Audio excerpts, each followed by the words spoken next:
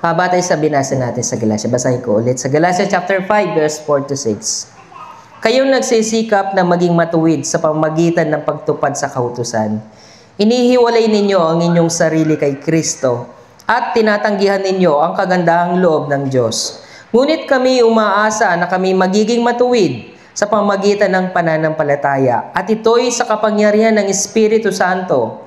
Sa mga nakipag-isa na kay Kristo Jesus, hindi na mahalaga kung ang isang tao ay tuli o hindi na ang mahalaga ang pananampalatayang nakikita sa gawang udyok ng pag-ibig. Amen. So, batay sa binasa natin sa aklat ng Galatia chapter 5, verse 4 to 6. Yung title po natin ngayon ay Matuwid sa pamamagitan ng pananampalataya. Amen. So, alam naman natin na ang kabaliktaran ng pagiging matuwid is baluktot. Diba? So, ang sabi ng mga taong nakaranas na makapunta ng langit at ang impyerno. So, madalas ang sinasabi nila doon, na sinasabi nila na napakarami daw ng mga Kristiyano na nasa impyerno. Nagtataka sila bakit napakaraming mga Kristiyano na napupunta sa impyerno kesa sa napupunta ng langit. Although na may pananampalataya naman ng mga tao, iniisip natin na once na isang Kristiyano ka na, makakapunta ka na ng langit. Pero bakit marami mga Kristiyano at may mga Kristiyano na nasa impyerno? Bakit?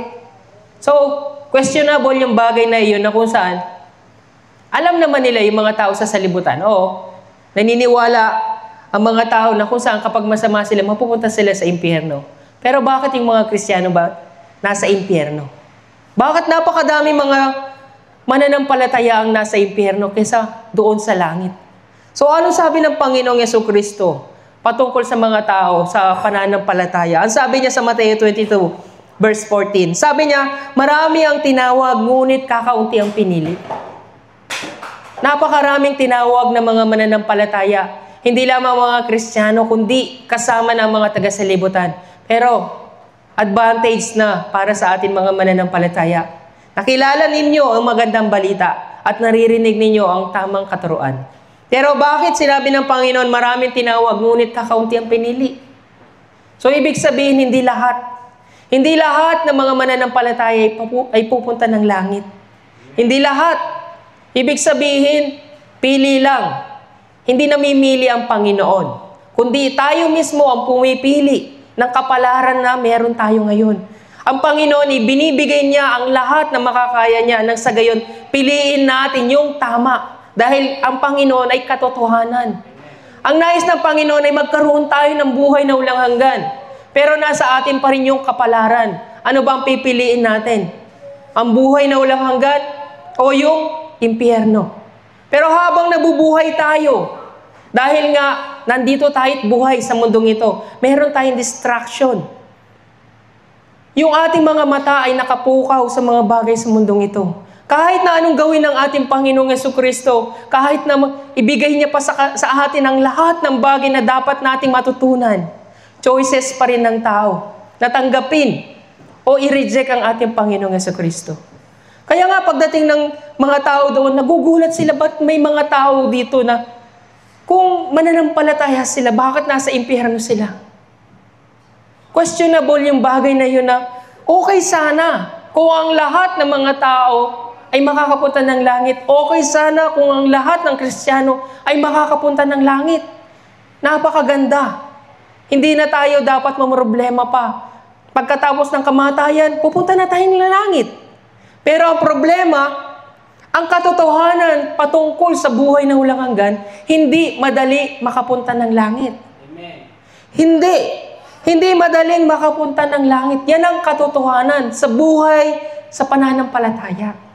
Kaya nga, bakit hindi maunawaan ng mga mananampalataya na napakahirap makapunta ng langit? Although na si Jesus Christ ay namatay na sa krus, nag-alay ng buhay para sa atin, para sa kapatawaran ng kasalanan, hindi doon nagtatapos. Hindi doon nagtatapos ang lahat. Kung ang Panginoong Jesucristo ay muling nabuhay, sana isinama na niya lahat ng mga mananampalataya noon.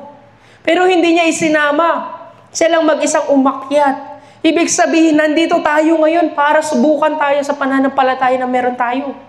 So tayo mga kapatid, ano sinasabi sa Lucas chapter 9, 23-24? Ang sino man nagnanais sumunod sa akin ay kinakailangang itakwil niya ang kanyang sarili. Pasanin araw-araw ang kanyang krus at sumunod sa akin. Gaano kahirap ang maging isang Kristiyano?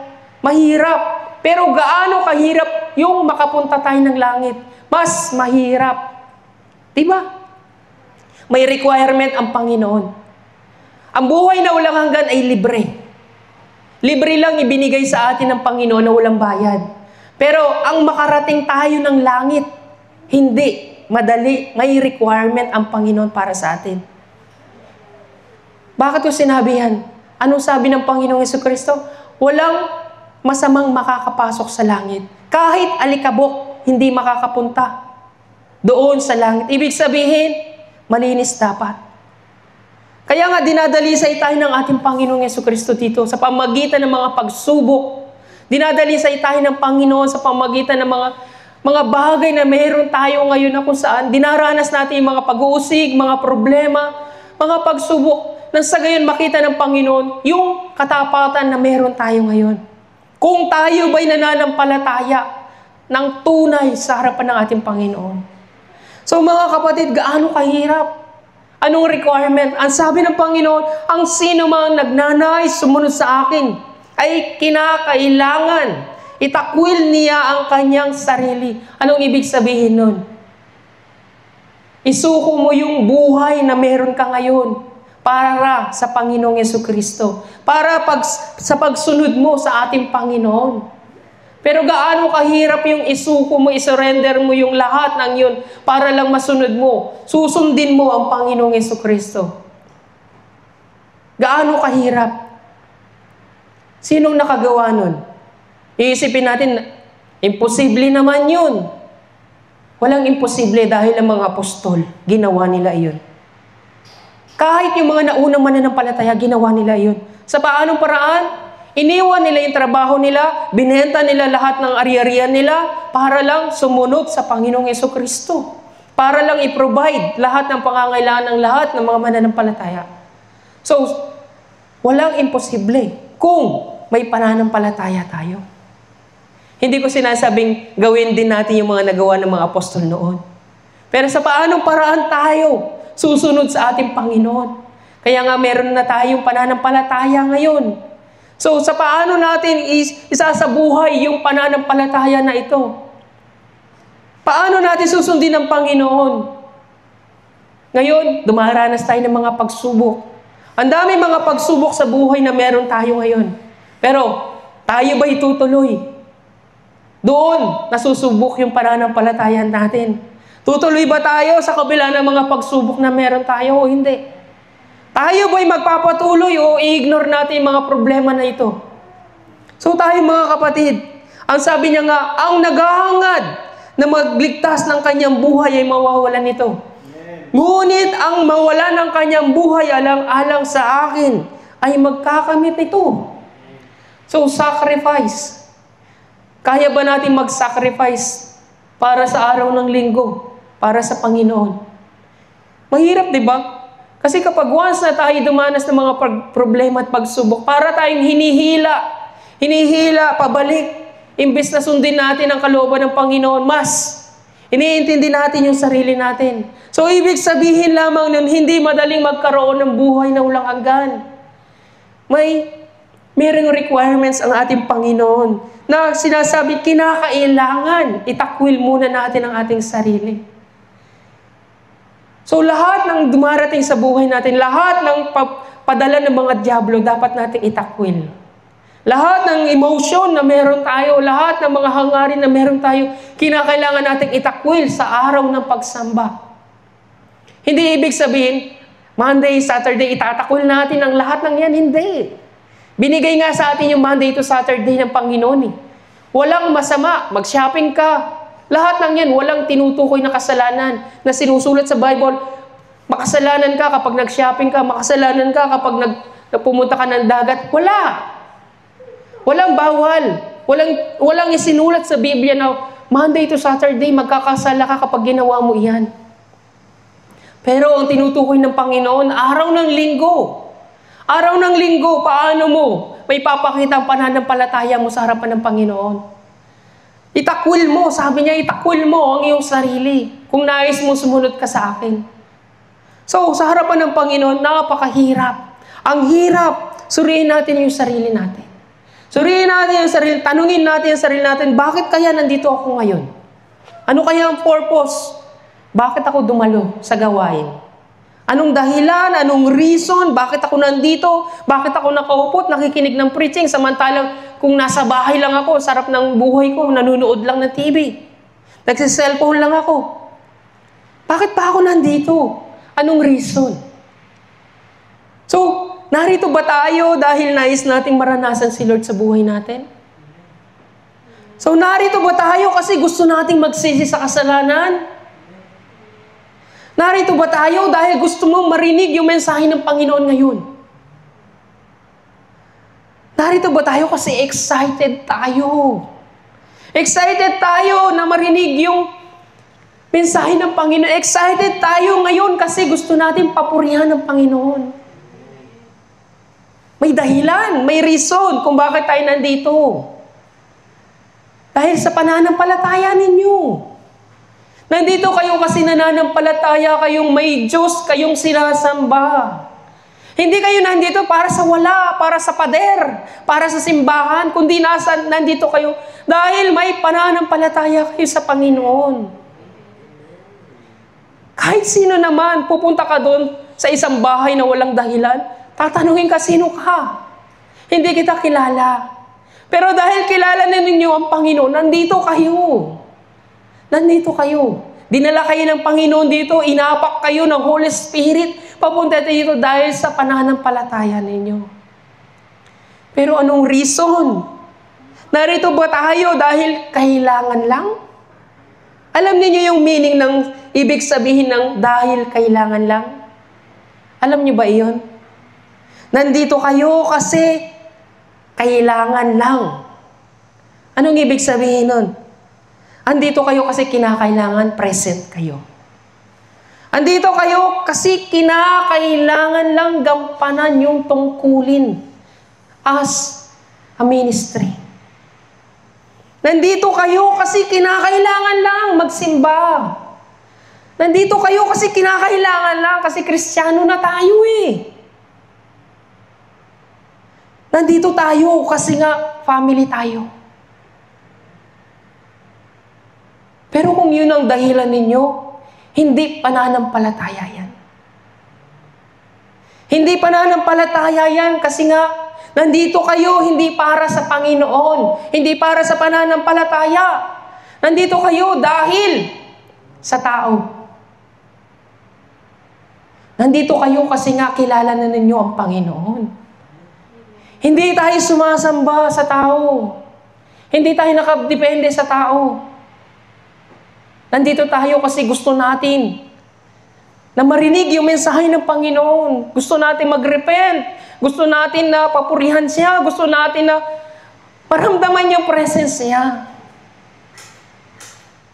Kaya nga, kahit anong mga pagsubok na meron kayo, nandito kayo, di ba? Nakaupo pa rin kayo. Kasi nga, dahil sa pananampalataya ninyo. Pero kung ang dahilan ninyo, nandito kayo, dahil lamang sa tao at walang reason, hindi yan pananampalataya. Hindi yan maituturing na pananampalataya. So mga kapatid, narito tayo para ipakita na banal tayo. Narito tayo without reason. Narito tayo na without purpose. Nandito tayo na walang pag-ibig. Kasi maraming mga Kristiyanong ganyan. Kaya nga, ang daming mga Kristiyano nasa impyerno. Hindi porke na Kristiyano sila, makakapunta sila ng langit. Kasi nga, naging Christian sila without reason. Without purpose. Without love. Pero si Lord, naging Diyos siya na mapagmahal. Diba? Ang dahilan kung bakit nandito tayo kasi nga dahil sa tao lang. Kasi kailangan nating gawin.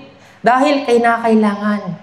Yan ang dahilan. Kaya nga, sa teksto na binasa natin sa Galatia chapter 4, verse 4 to 6, basahin natin ulit. Ang sabi niya, kayong nagsisikap na maging matuwid sa pamamagitan ng pagtupad sa kautusan. Inihiwalay ninyo ang inyong sarili kay Kristo. At tinatanggihan ninyo ang kagandahang loob ng Diyos. Nandito tayo without reason. Para lang masabi natin nagsimba tayo. Anong pinagkaiba niya na sa pagsunod sa kautusan? Sinusunod lang natin yung kautusan ng walang dahilan kasi gusto natin. So, ibig sabihin, hinihiwalay lang natin yung sarili natin. Pero anong sabi nila? Ngunit kami umaasa na kami magiging matuwid sa pamamagitan ng pananampalataya at sa kapangyarihan ng Espiritu Santo. So, ibig sabihin, nandito kayo dahil inikayat kayo ng Holy Spirit dahil may pananampalataya kayo. Pero kung nandito lang kayo para sabihin nyo lang na kinakailangan kong magsimba, kinakailangan kong gawin yung tungkulin na meron ako, yan ay pagsunod sa kautusan ng simbahan. Hindi pananampalataya. Alam natin yan. Alam natin yan sa puso natin. Kaya nga, narito ba tayo para ipakita naman na susunod natin yung kautusan ng pagsamba? Para masabi nating matuwid tayo, nagawa natin yung ministry natin, pero sa puso natin, empty tayo. Empty yung puso natin. Kasi walang dahilan. Kung bakit tayo nandito, may dahilan. Brother, may dahilan. Kinakailangan kong gampanan yung tungkulin ko. Pero kung excited kayo, may dahilan. Yan ay pananampalataya. Kaya nga yung asawa ko, tinatanong niya ako, paano mo nagagawa mag-preaching? Sa kabila ng problema na meron tayo ngayon. Sa kabila ng mga bagay na inuusik ka ng ibang tao. Simple lang. Nagpapahayag ako dahil sa kapangyarihan ng Espiritu Santo. Ibig sabihin, ang mensahe ng Panginoon ay para sa akin din yun. Although na makasalanan ako, although na mahina ako, lahat ng yun ay para sa akin din lahat ng mensahe na yun. Ibig sabihin, hindi ako nangangaral sa sarili ko lang at kundi sa kapangyarihan ng Holy Spirit. Kaya nga, mga kapatid, tayong lahat ay pantay-pantay sa harapan ng Panginoon. Tayong lahat ay makasalanan. Ngunit sa ilalim ng kapangyarihan ng Holy Spirit, dapat tayo mismo nananampalataya. Nananampalataya tayo dahil sa tulong ng Holy Spirit. Dahil kung sa sarili lang natin ginagawa lahat ng ito ay pagsunod lamang sa kautusan. Hindi ito may tuturing na pananampalataya. So, sabi nga na sa Galatia chapter 5, verse 5, di ba? Ngunit kami umaasa na kami magiging matuwid sa pamagitan ng pananampalataya. At ito'y sa kapangyarihan ng Espiritu Santo. So tayo ginagampanan natin ang tungkulin natin dahil sa kapangyarihan ng Holy Spirit. Dahil na rin naniniwala tayo sa pangako ng ating Panginoon. Kaya nga, kung wala ang Holy Spirit, hindi ko magagawa yung tungkulin na meron ako ngayon. Kaya kong gawin. Pero kung wala ang Holy Spirit, walang damdamin, walang pagmamahal. Hindi ko kayang gampanan ito. Kung wala ang Holy Spirit, kahit na magawa ko pa yung bagay na ito, wala rin kabuluhan sa harapan ng Panginoon. Kasi nga, pagtupad lang ito sa kautusan ng simbahan. Ano bang kautusan ng simbahan? Dapat magawa natin lahat ng programa na walang pagkakamali. Pero kung wala tayong pananampalataya, hindi tayo narito dahil sa pananampalataya, wala rin kabuluhan. Kaya nga mga kapatid, sabi nga, di ba, ang sino man nagnanais sumunod sa akin ay kinakailangan itakwil niya ang kanyang sarili. Pasanin araw-araw ang kanyang krus at sumunod sa akin. Ngunit, ang mawalan ng kanyang buhay, alang-alang sa akin, ay magkakamit ito. Naalala niyo yung kwento ni Christian? Yung sa pilgrim? Yung sa palabas na pilgrim? Kung naaalala niyo, alam ko naaalala niyo. Habang lumalakad siya, habang papalapit siya sa Panginoon, habang umakyat siya ng bundok, habang lalong lumalapit siya sa Panginoon, unti-unti lumalaki yung pinapasan niya sa likuran niya. Palaki ng palaki yung pasan niya sa likuran niya habang nagpupursige siyang lumapit sa Panginoon. Habang lumalapit siya, nagtataka siya, palaki ng palaki yung buhat niya sa likuran niya. So tayo bilang mga mananampalataya, habang pinipilit nating lumapit sa Panginoon, lumalaki yung mga problema na meron tayo. Tumitindi yung bigat na mga pagsubok na meron tayo. The more na lumalapit tayo sa Panginoon, the more na nagpupursige tayo na maglingkod sa Panginoon, mas tumitindi yung mga pagsubok na meron tayo. Pero hindi ibig sabihin ay bibitawan natin yung pananampalataya natin. Hindi ibig sabihin tatalikod na tayo sa ating Panginoon. So, katulad ni Christian, yung kwento sa pilgrim, gaano man kabigat yung pasan niya sa likuran niya, gaano man kahirap yung tinatahak niyang bundok habang pasan-pasan niya yung malaking pasan niya sa kanyang likuran, hindi siya tumigil magpatuloy ng paglalakbay hanggang sa marating niya yung Panginoon. Pero nanatili siyang nakatayo. Nanatili siyang naglalakad sa kabila ng bigat na pinapasan niya sa kanyang likuran dahil sa pananampalataya na meron siya. So nagpatuloy siya. Hindi niya sinikap na alisin yung nasa likuran niya. Hindi niya sinikap na alisin yun.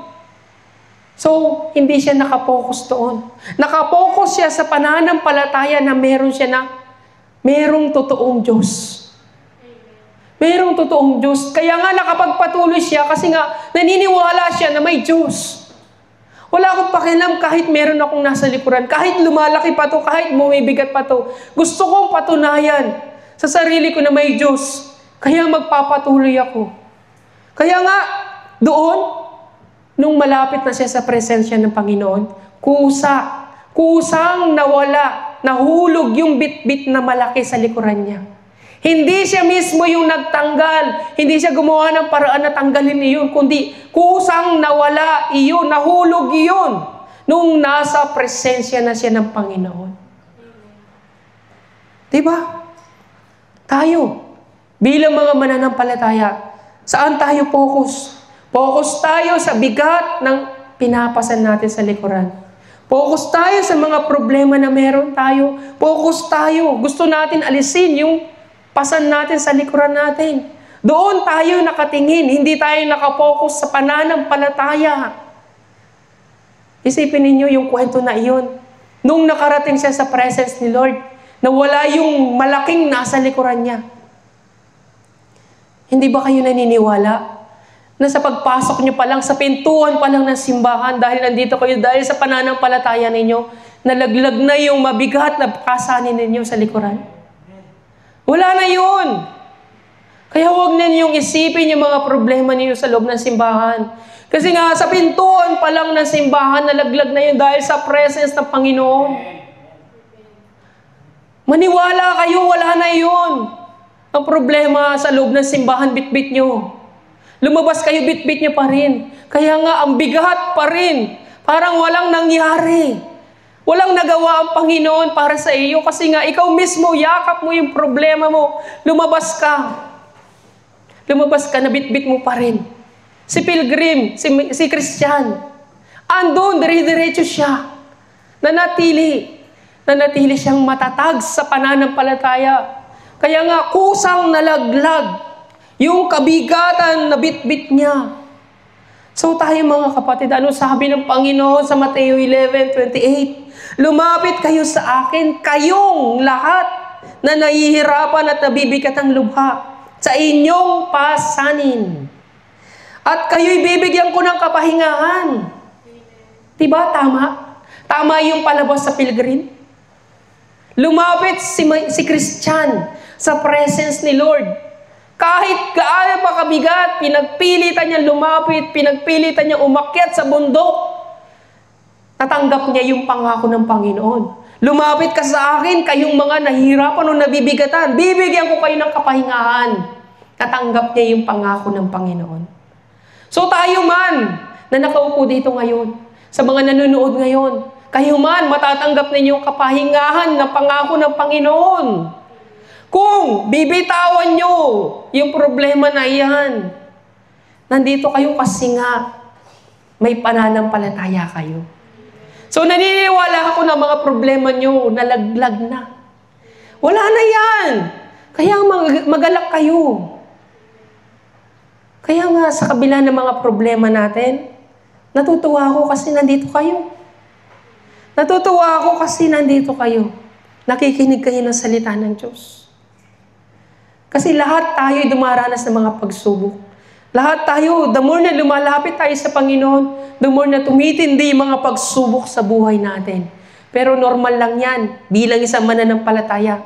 Pero kinakailangan pa rin nating pasanin ang krus ng ating Panginoong Jesucristo. Huwag nating pabayaan na bitawan yung krus. Bitawan ninyong problema, pero ang krus na pasanin ninyo, huwag ninyong bibitawan. Kaya nga sabi ng Panginoon hindi ba kayo nagtataka? Kung bakit sa Mateo chapter 7 verse 21, sinabi ng Panginoon na yung mga tao doon na nagpahayag ng salita ng Diyos, nangaral ng magandang balita, yung mga taong nagpalayas ng dyablo, yung mga taong naggumawa ng himala sa pangalan niya, bakit sinabi ng Panginoong Jesucristo sa Mateo 7:21, hindi ko kayo nakikilala? Sa kabila na nagawa nila ang ministry nila, dahil sa pagsunod sa kautusan. Hindi sa pagsunod sa pananampalataya. So tayo man, sa umpisa, mainit sila.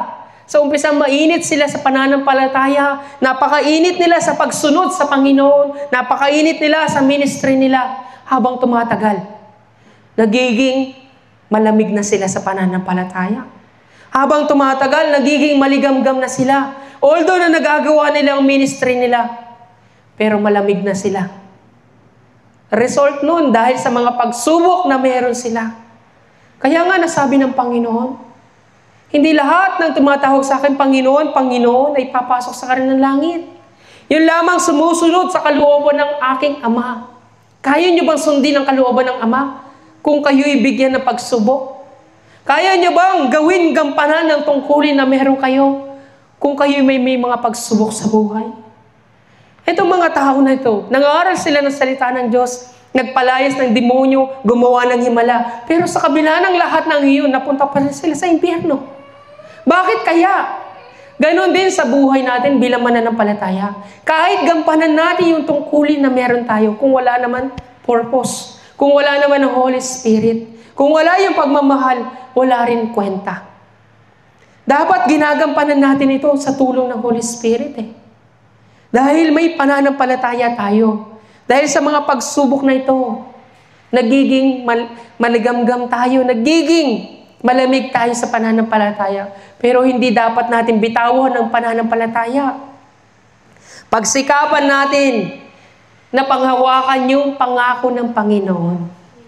So tayo, huwag nating isipin na tayo makakapunta ng langit na madali lang. Dahil lang nagawa natin yung tungkulin natin. Dahil lamang nakapagsimba tayo, dahil nagawa natin yung ministry, huwag.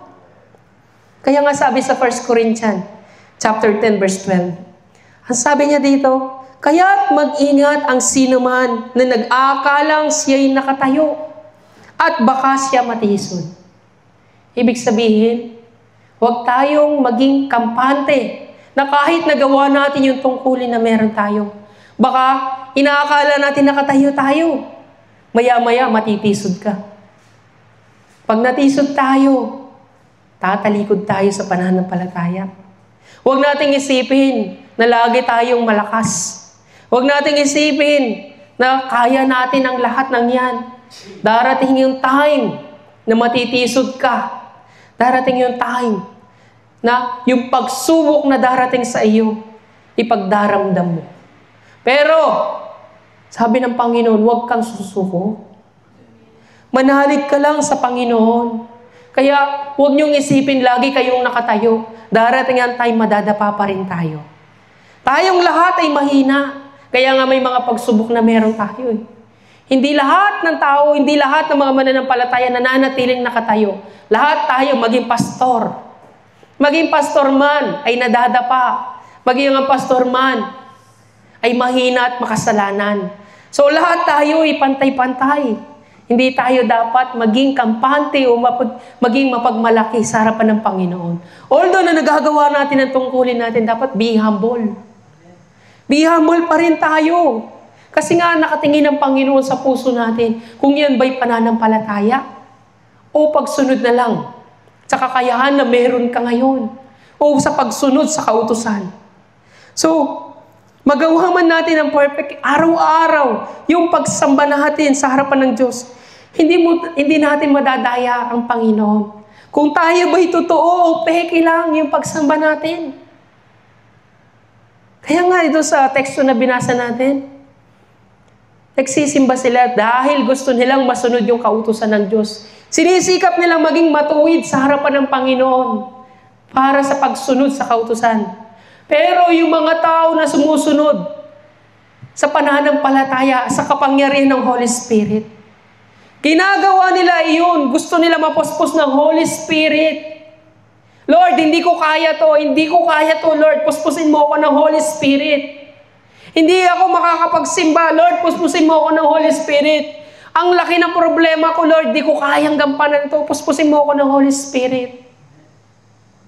Pero bakit pinipilit nating gampanan na kahit ganun na yung nararamdaman natin para lang magawa natin ang tungkulin natin? Kasi hindi tayo totoo sa harapan ng Panginoon. Okay lang, sabihin mo sa Panginoon, Lord, hindi ko kaya, Lord. Hindi ko kayang gampanan. Tulungan mo ako mapuspos ng Holy Spirit para magawa ko. Diba? At least naging totoo ka sa harapan ng Panginoon. Kesa naman nandito ka, nakatayo, nakaupo ka dyan, nakikinig ng preaching. Pero, problema ang nasa isipan natin. Kinikimkim natin yung sama ng loob natin sa Panginoon dahil hindi tayo tinugon sa ating kahilingan. Maging totoo tayo sa harapan ng Panginoon. Yun ay pananampalataya. Sincerity kayong nandito. Makikita ng Panginoon yan. So, isang bagay na halimbawa sa pananampalataya sa Panginoon. Isang bagay na pananampalataya, pagpapakita ng pananampalataya. Yung isang bagay na kung saan tayo mismo, pumasok tayo dito. Na open yung puso natin na nagsisimba tayo. Tanggap natin kung rebuking man yan o blessing. Tanggap natin sa puso natin kasi nga nananampalataya tayo. Sumusunod tayo sa pananampalataya, sa kapangyarihan ng Holy Spirit. So, isang bagay, yung sinasabi natin na, Lord, nandito ako, nakapagsimba na ako, nagawa ko na yung ministry ko. Pero, sa Panginoon parang kulang. Kasi wala yung love. Wala yung pag-ibig mo. Wala. Wala yung pag-ibig. So tayo, bilang mga mananampalataya, kung tayo may pananampalataya sa Panginoon, dapat may pananampalataya din kayong sumunod sa inyong mga leader. Dapat may pananampalataya kayo na kung ano sabihin sa inyo ng pastor, nananampalataya kayo. Naniniwala ba kayo? Kasi kung nananampalataya tayo sa ating Diyos, na ginagamit ng Diyos yung mga lingkod niya para ipahayag ang mensahe niya, dapat sumusunod tayo sa sinasabi ng tagapagturo. Yun din ay isang halimbawa ng pananampalataya. Na kung saan, kung anong sabihin ng pastor, kung anong sabihin ng leader, sinusunod natin. Pero bakit hindi natin sinusunod? Kasi nga, hindi tayo nananampalataya. Diba? Gaya na lamang na sabi ng ating Panginoong Jesucristo kay Nicodemo. Anong sabi niya sa John chapter 3 verse 12? Kung hindi ninyo pinaniniwalaan ang mga sinasabi ko tungkol sa mga bagay dito sa mundo, paano pa ninyo mapapaniwalaan ang sasabihin ko tungkol sa mga bagay doon sa langit? Kung sa inyong pastor wala kayong tiwala, paano pa kapag nagpipreaching siya? Maniniwala kaya kayo sa sinasabi niya? Natural, hindi. Kung wala kayong tiwala sa inyong pastor, sa lahat ng mga sinasabi niya, Paano pa sa oras ng preaching? Maniniwala ba kayo sa Kanya? Hindi. Sabi nga ng Panginoong Yesus, di ba? Kung hindi nyo pinaniniwalaan ang sinasabi ko tungkol sa mga bagay dito sa mundo, paano pa ninyo paniniwalaan ang sasabihin ko tungkol sa mga bagay doon sa langit? Kaya nga sinasabi ko sa inyo, ba't di kayo open? Ba't hindi niyo i-open yung problema ninyo sa inyong pastor? Pag may problema, kahit isa sa inyo, wala akong natatanggap na, pero alam ko may problema kayo. Pero wala akong natatanggap, Pastor, pag-pray mo naman kami. Pastor, nagkaroon ng sakit yung anak ko. Pastor, may problema yung anak ko. Pastor, may problema kami ng asawa ko. Pero wala. Kasi wala kayong pananampalataya sa inyong pastor. Paano pa yung preaching? Naniniwala kayo sa preaching pero sa pastor hindi. Paano yun? Kasi nga, pagsunod yun sa kautusan ng pagsamba. Hindi pananampalataya. Kung naniniwala kayo na ginagamit ng Panginoon yung pastor ninyo, dapat open-minded din kayo. Open-minded kayo kung kayo ay i-rebuke. Open-minded kayo sa lahat. Dahil kung pananampalataya yung pinanghahawakan ninyo, maniniwala kayo. Diba?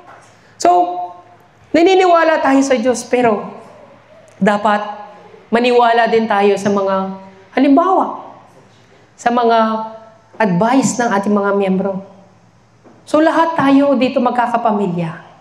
Lahat tayo dito nananampalataya sa ating Panginoong Jesucristo. So, sinasabi ko sa inyo, ilang beses ko bang sasabihin sa inyo? Ilang beses ba nating sasabihin, huwag tayo magpa-practice ng araw ng linggo.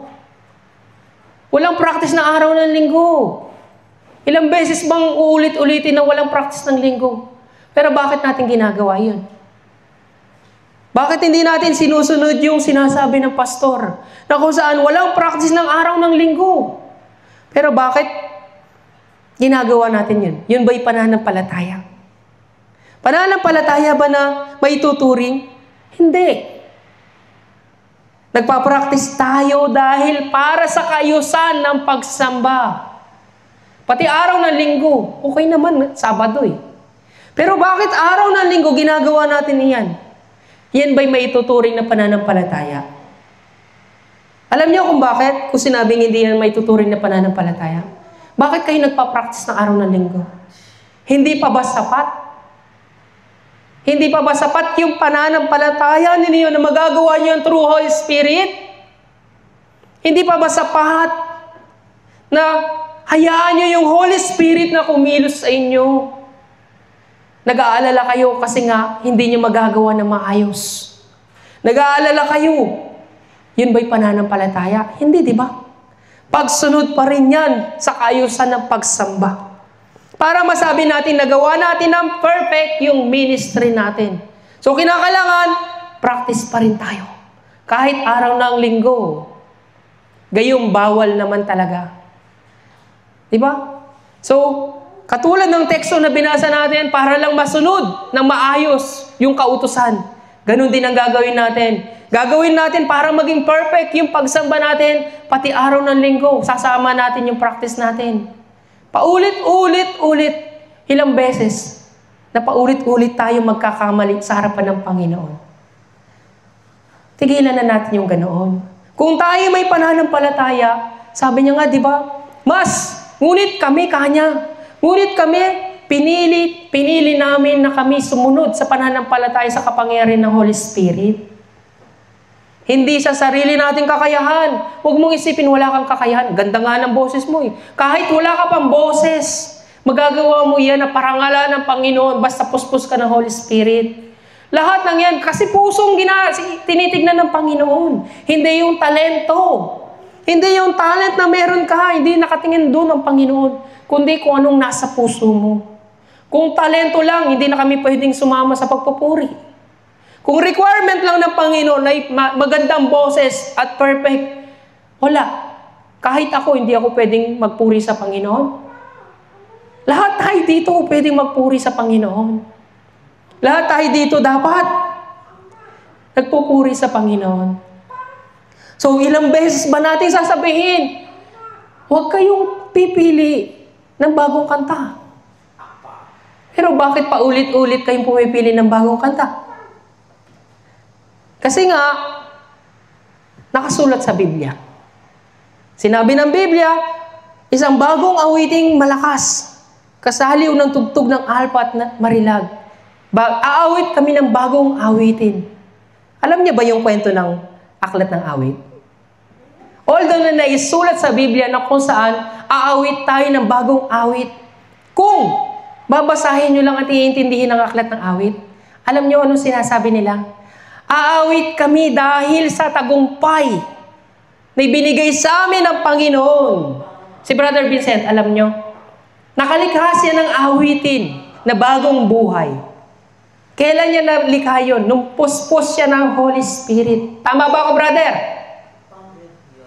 Diba? Nakalikha siya ng bagong awitin nung puspos siya ng Holy Spirit. Kaya nasabi niya, gagawa ko ng awitin na bagong awitin sa Panginoon nung puspos siya ng Holy Spirit. Ang ibig ko sabihin, sa service, may bagong awitin. Ngayon, naguguluhan tayo. Kaya nga nagpa-practice tayo, pati araw ng linggo kasi bagong awitin yun eh. Bagong kanta, kasi nga hindi ko pa masyadong kabisado. Meron tayong lyrics dito. Pero, bakit may lyrics pa tayo? Bilang mga music ministry, dapat responsible tayo, kabisaduhin na yung lyrics eh. Diba? Pero para hindi na mahirapan, may lyrics pa tayo dito. Pero dahil nga bago ang kanta, nahihirapan tayo. Hindi lang yung worship leader ang nahihirapan, kundi pati mga miyembro ay nahihirapan dahil sa bagong awitin. So, okay lang na pumili kayo ng bagong kanta. Basta ulit-ulitin natin yan every Sunday. Hanggang sa makabisado natin yan. Walang problema. Alam niyo sa simbahan namin, pag may bagong awitin, 3 buwan umaabot bago palitan. Parang nakakasawa? Hindi. Hanggang sa maramdaman mo na yung kanta, hanggang sa ikaw na mismo yun nagpapatotoo sa kanta na yun. Hanggang sa ikaw na mismo yung nagte-testify sa awitin na yun, hindi mo na kinakanta, kundi binibigkas na ng puso mo yung kanta. Kasi sa atin, every Sunday, bago. Kasi sinabi ng Bible is bago. Ang problema, maganda nga, okay. Ang result, sa harapan ng Panginoon, hindi tama. Alam niyo kung bakit hindi nagiging tama? Yung bagong kanta, napapalit-palit tayo. Hindi niyo alam kung anong key. Hindi na nagkakasabay-sabay yung instrument at yung mga boses. So nag-aalala tayo kung paano magiging tama. Nag-iisip tayo kung paano ba natin may deliver ng tama yung kanta. Naguguluhan na tayo kung paano natin naawitin yung bagong kanta. I-make sure ninyo, kapag bagong awitin, ipakita ninyo yung tagumpay doon sa awitin na yun. Kasi nga, ang aklat ng awit, umaawit sila ng bagong awitin. Ipinapakita nila yung tagumpay na natanggap nila mula sa Panginoon. Tagumpay ba na maituturing na hindi ka puspos ng Holy Spirit, nag-aalala ka, kinakailangan mong mag-practice? Tagumpay ba na maituturing yun? Puspos ka ba ng Holy Spirit? Habang nag-aalala ka para sa lyrics, dahil nalilito ka na, hindi mo na alam. Alam niyo kanina, ang ganda ng mga kanta. Kahit nakapikit, kaya mo awitin. Kasi kabisado nating lahat. Alam nating awitin ang lahat ng mga kanta. Kahit nakapikit pa, may time ka pa magtaas ng kamay. Kahit hindi nakamulat ang mga mata mo, kasi kabisado mo lahat ng yan. Pero kapag bagong awitin, mulat ang mata mo, nakatingin ka sa lyrics. Dalawa. Nagiging dalawa yung attention mo, yung puso mo at yung mga mata mo. So paano ka magiging tagumpay? May tuturing ba natin tagumpay sa harapan ng Panginoon? Yung pag-awit na iyon? Lord, ito yung tagumpay na pag-awit namin. Hindi. Nag-aalala ka para sa kaayusan ng pagsamba. Hindi yun may tuturing na pananampalataya. Alam niyo, mas mabuti pa kumanta tayo ng paulit-ulit. Kaya nga sinasabi ko sa inyo lagi, Kapag naaalala ko yung awitin na ginagamit natin nung nasa labas pa tayo, parang nararamdaman ko na naaamoy ko yung simoy ng mga damo. Yung Holy Spirit, nagpapaalala sa akin yung mga awitin na kinakanta natin. Doon, nararamdaman ko yung kung paano kumilos si Lord. Pero kung bagong awitin yan, pakantahin ko kayo dito ng bagong awitin na hindi ninyo alam. Hindi ko alam kung mangangapa kayo. Di ba, ang hirap kumanta sa harapan ng Panginoon na walang damdamin kasi hindi mo alam yung kanta. Dahil hindi mo alam yung kanta, hindi mo maibigay ng 100% sa Panginoon yung pagsamba mo. So, nangangahulugan na nag-aalala ka, hindi na sa pananampalataya. Hindi na pananampalataya ang umiiral sa puso mo ngayon, kundi pag-aalala na. Although na nagawa natin yung tungkulin natin, i-make sure ninyo, dapat lahat tayo mapupuspos ng Holy Spirit. Hindi ba dapat hindi yung kiyong iniisip natin sa mga pagkanta, kundi kung paano tayong lahat mapupuspos ng Holy Spirit? Alam niyo, hindi sa pagmamalaki. 7 years, naging worship leader ako. Wala akong talento sa pagkanta. Hindi magaling yung boses ko. Hindi ako magaling sa pag-lead. Hindi ako magaling sa gitara. Pero bakit ko ginampanan yung pagiging worship leader? Ginawa ko yun. Kasi gusto kong parangalan ng Panginoon. Hindi ako nagsumikap na aralin yung mga bagay na ayan. Basta, nagigitara lang ako, nagpupuri ako sa Panginoon. Nililit ko yung mga miyembro sa pagpupuri. Hindi ako nag-aalala. Ang mahalaga sa akin, maawit yung Panginoon ng buong puso. The more na magaling kang kumanta, the more na marami kang alam, the more na nag-aalala ka. Pero kung ipinapaubawayan mo yan sa kapangyarihan ng Holy Spirit, wala kang alalahanin. Hayaan mo si Holy Spirit ang siyang kumilos. Hayaan mo si Holy Spirit ang siyang bahala. Hayaan mo yung pananampalataya mo ang siyang mangibabaw sa puso mo. Nang sa gayon, maramdaman mo yung presence ng Holy Spirit habang kumakanta ka. Kahit nakapikit ka pa, kahit nakataas pa yung mga kamay mo, ramdam mo yung presence ng Holy Spirit. Nakakaiyak ka. Tingnan ninyo kapag nakakaiyak kayo. Kasi nararamdaman niyo yung Holy Spirit. Pero kapag kumakanta kayo dito na hindi umiiyak, bakit hindi kayo makaiyak? Kasi hindi niyo ramdam buong puso yung Holy Spirit. May kulang. Alam din ng Holy Spirit na bablock ang Holy Spirit dahil sa alalahanin ninyo. Dahil dahil nagpa-practice kayo. Sa umpisa pa lang, nakikita na ng Panginoon. Nakikita na ng Holy Spirit. Pagpasok nyo pa lang, nag-practice na kayo. Hindi makita ng Panginoon yung pananampalataya nyo. Sabihin lang sa atin ng Panginoong Jesucristo, anak, asa na yung pananampalataya? Ba't di ka magtiwala sa akin? May di-deliver mo yan na maayos. Kaya mo yan, anak. Binigyan kita ng puso may pananampalataya. Gamitin mo yung pananampalataya mo. Hindi yung talento. Talento, huwag ninyong gamitin ang talento, kundi yung pananampalataya ninyo, yung Holy Spirit. Kaya nga sabi, di ba, sa Galatia chapter 5, verse 16 to 18, sinasabi ko sa inyo, ang Espiritu ang gawin ninyong patnubay sa inyong buhay, at hindi kayo magiging alipin ng laman. Dahil ang laman ay laban sa kalooban ng Espiritu. At ang kalooban ng Espiritu ay laban sa mga nasa ng laman. Lagi naglalaban ang dalawang ito, kaya't hindi ninyo magawa ang nais ninyong gawin. Kung pinapatubayan kayo ng Espiritu, wala na kayo sa ilalim ng kautusan. Diba? Yan ang sinasabi ko sa inyo. Kung kayo'y pinapatubayan ng Espiritu, wala na kayo sa ilalim ng kautusan ng pagsamba. Dahil hindi kayo napupuspos ng Holy Spirit, nasa ilalim kayo ng Espiritu ng pag-aalala. Espiritu ng kaguluhan. Paano matatanggap ng Panginoon ang pagsamba na ito? Hindi ito pananampalataya. Kaya kung iintindihin natin ang Biblia, Yung mga tao sumulat sa aklat ng awit, umaawit sila ng buong puso, buong pagpapakita nila ng tagumpay sa Panginoon. Pero hindi may papakita yung tagumpay na ito kung tayo nag-aalala, kung tayo naguguluhan at nagkakagulo.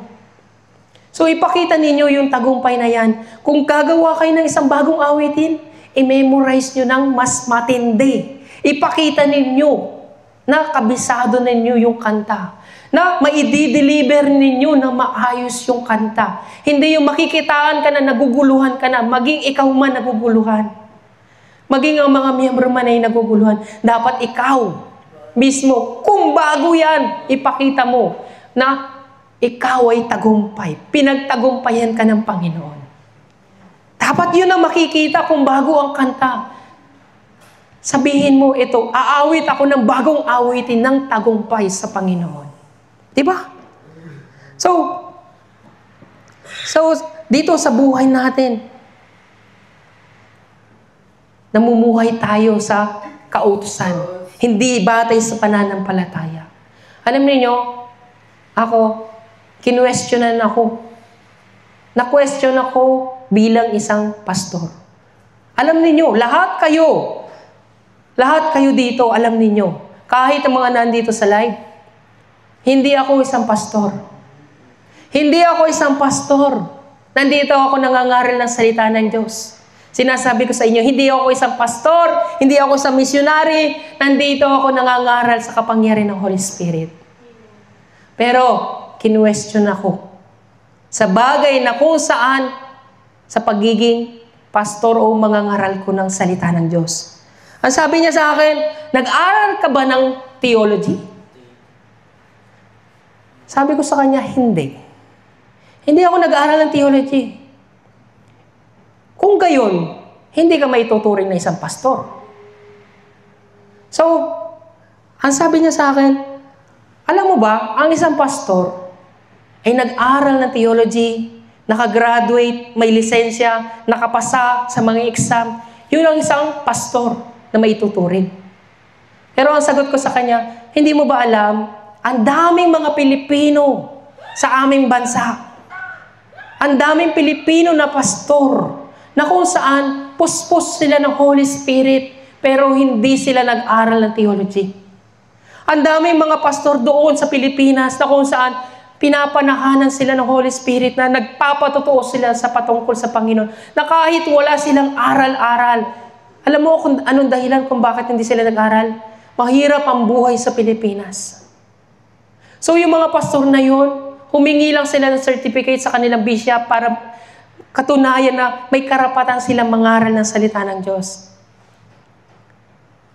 Pero ang sagot niya pa rin, napaka-weirdo ng mga Pilipino. Hindi sila mga pastor kung hindi sila nag-aral ng theology. So sa bandang huli, hindi niya ako pinaniwalaan sa bagay na iyon. So, sa akin naman, tinanong niya ako, kung gayon, paano ka nangangaral ng salita ng Diyos? Kung hindi ka naman pala pastor.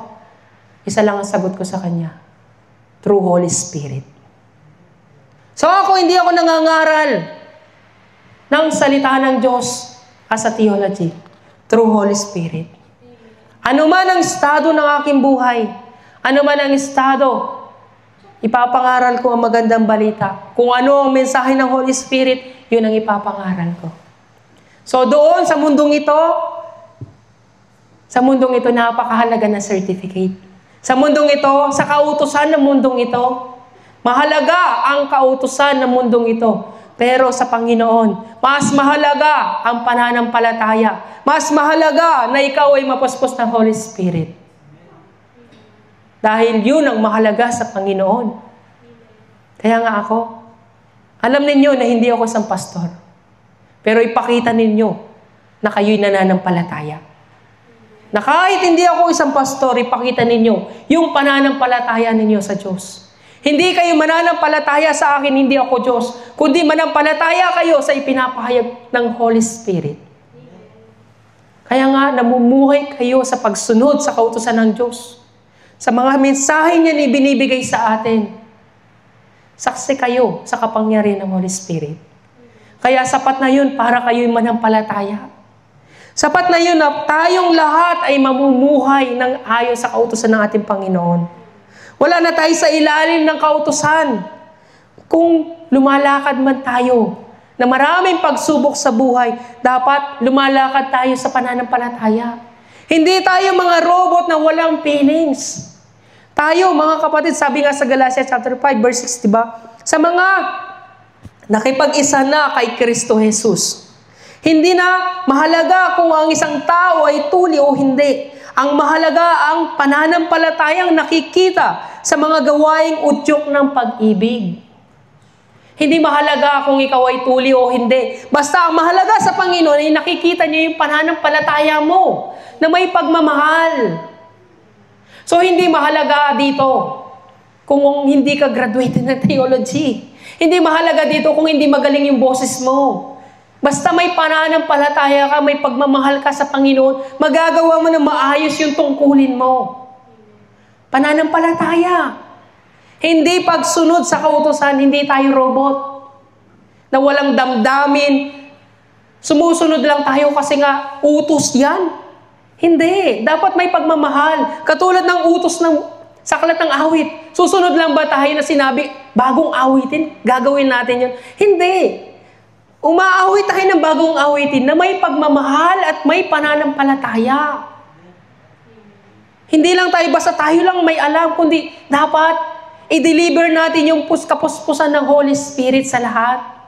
So aralin natin na tayo mismo. Aralin natin kung paano natin malilid yung mga miyembro na silang lahat, make sure natin mapupuspos sila ng Holy Spirit. Diba?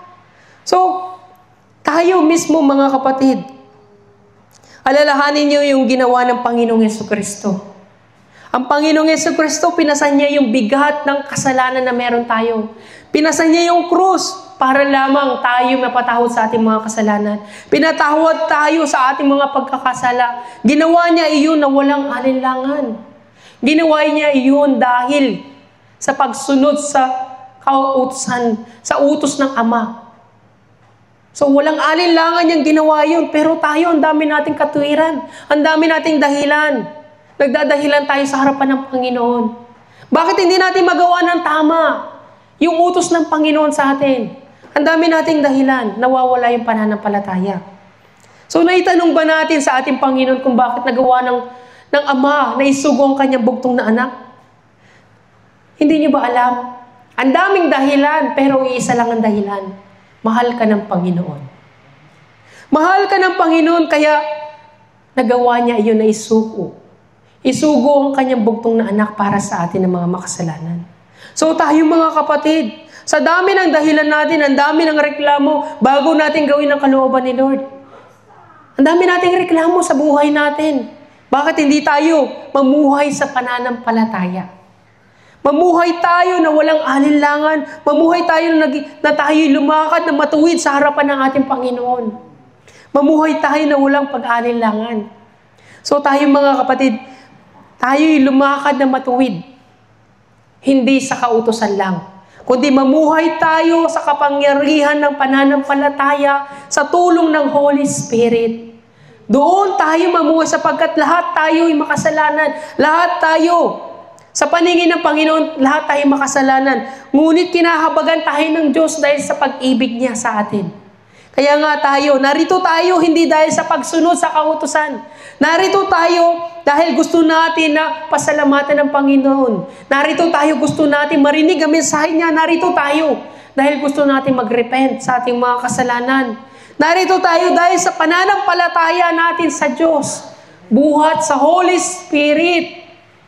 Huwag kayong hihiwalay sa Holy Spirit. Ano man ang ginagawa natin, sabi ng Panginoon, gawin niyo yan sa pangalan ng ating Panginoong Jesucristo.